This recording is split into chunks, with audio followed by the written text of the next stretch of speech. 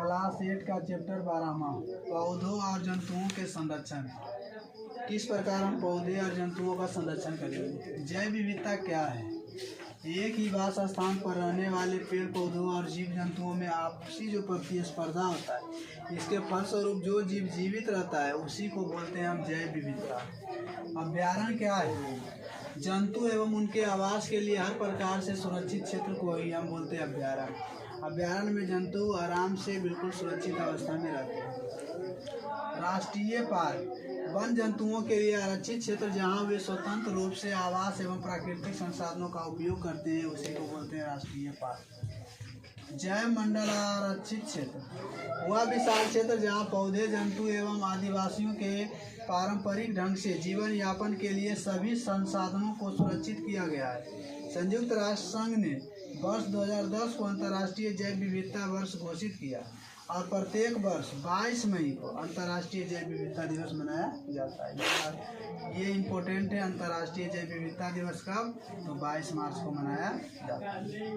विलुप्त पौधे एल्गो, शैवाल, फंजाई, कवक, ब्रायोफाइटस, फॉर्न एवं जिम्नोस्पर्म जिनको साइकेड आदि विलुप्त हो गए। विलुप्त जंतु कुछ है मॉरिशस का डोडो पक्षी और डायनासोर, ये सब क्या हो चुके हैं, विलुप्त हो चुके हैं।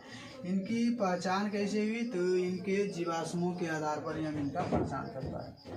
विलुप्त प्राय जंतु जंतु अपने अस्तित्व के लिए संघर्षरत रहते हैं, यानी संघर्ष करते रहते हैं। ये सभी विलुप्त प्राय हैं। कछुआ, घड़ियाल, मगरमच्छ, सांप, बिच्छू, गिरगिट, मेढक, चील, गीद, कबूतर, बत्तख, काले हिरन, श्वेत आंखों वाली हिरन, हाथी, सुनहरी बिल्ली, भेड़िया, जंगली कुत्ता, हिरन, बाघ, चीता, गैंड, ब्लू व्हेल, चीतल, सोंस, डॉल्फिन, राष्ट्रीय पक्षी मोर, ये सभी जो हैं वो विलुप्त प्राय जंतु हैं, यानी लगभग अब धीरे धीरे विलुप्ति के कगार की ओर जा रहे हैं। डोडो की कहानी। डोडो मॉरिशस द्वीप में पाया जाने वाला ना उड़ सकने वाला पक्षी था। इसका मांस भी स्वादिष्ट होता था, जो इसकी मृत्यु का कारण बना। तो पूछा जाता है डोडो की मृत्यु का कारण, तो मांस का स्वादिष्ट होना। बाघ जंगली पशु है जिसका अस्तित्व खतरे में है। इसके सुरक्षा के लिए बाघ को राष्ट्रीय पशु घोषित किया गया है। बाघ परियोजना लागू की गई है और पहले हमारे देश में 40,000 बाघ थे। सन 2011 तक मात्र 1706 बाघ बचे। इसी प्रकार मोर का राष्ट्रीय पक्षी घोषित कर संरक्षित करने का प्रयास किया जा रहा है। बाघों के संरक्षण के लिए 1972 में प्रोजेक्ट टाइगर योजना की शुरुआत की गई। तो भारत में सामान्यतः देखा जाता है जिस जंतु का अस्तित्व लगभग खतरे में होता है उसी को राष्ट्रीय घोषित किया जाता है। जिस प्रकार बिहार का राष्ट्रीय पक्षी गौरैया है, उसी प्रकार भारत का राष्ट्रीय पक्षी मोर है, क्योंकि उसका अस्तित्व लगभग खतरे में।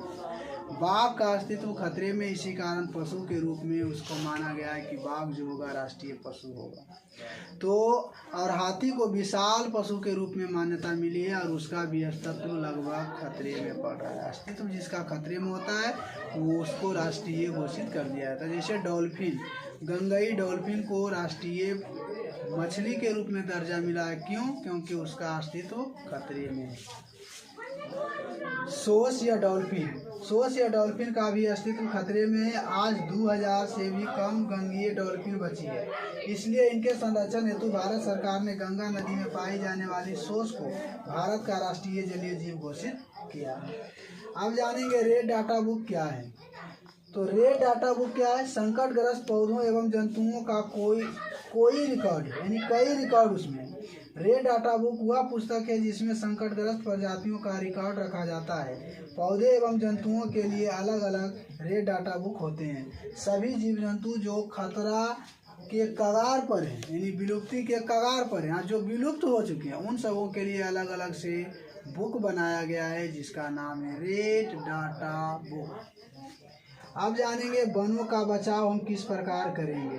तो वनों का बचाव के लिए सबसे अच्छा साधन है कि हम वन से संबंधित जो भी उत्पाद है उसका कम से कम उपयोग करें। जलावन के रूप में कम से कम उपयोग करना और वनों को कटाई पर ध्यान देना और वन कटाई से पहले वन की लगाई की ओर ध्यान आकर्षित करना, वो चाहे राष्ट्रीय संस्था हो, सरकारी संस्था हो या गैर सरकारी संस्था हो, इन सबों में ज़्यादा से ज़्यादा समूहीकरण करना और पेड़ की लगाने के प्रति उसे जागरूक करना। इन सभी संसाधनों के कारण ही हम पेड़ को बचा सकते हैं, अन्यथा पेड़ को कभी भी बचाया नहीं जा सकता है। पेड़ हमारे लिए अलग अलग प्रकार से कार्य करता है और पेड़ हमें अलग अलग सुख सुविधाएं भी देती है।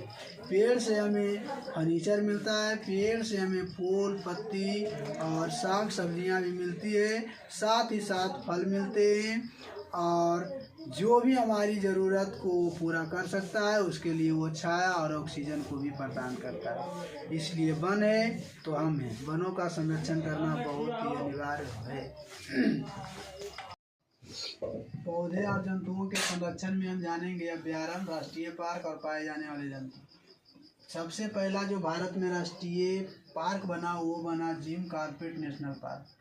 ये 1936 में बना, जो देश का प्रथम राष्ट्रीय पार्क था। और ये जो बना उत्तराखंड में बना, किसके लिए? बाघ के लिए।